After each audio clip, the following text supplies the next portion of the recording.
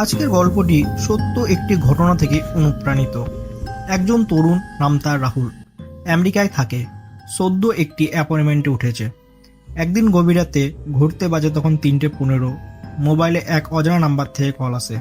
তিনি ফোনটি ধরেন, কিন্তু ওপাশ থেকে কেউ কথা বলে না, শুধু হালকা একটি নিঃশ্বাস আর কাদার মতন শব্দ।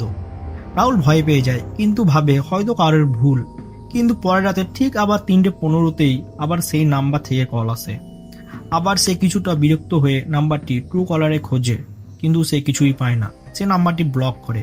পরের দিন রাত 3:15তে আবার ফোন বেজে ওঠে, নতুন নাম্বার থেকে।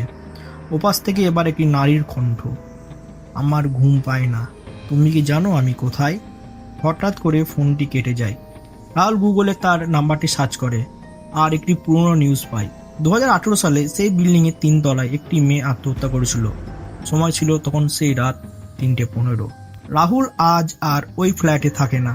সে বলে রাত 3:15তেই তাকে নাকি তাড়া করে। আর সে কাউকে একটা পরামর্শ দেয়, রাত 3টের পর যদি অজানা নাম্বার থেকে কল আসে তাহলে ধরো না।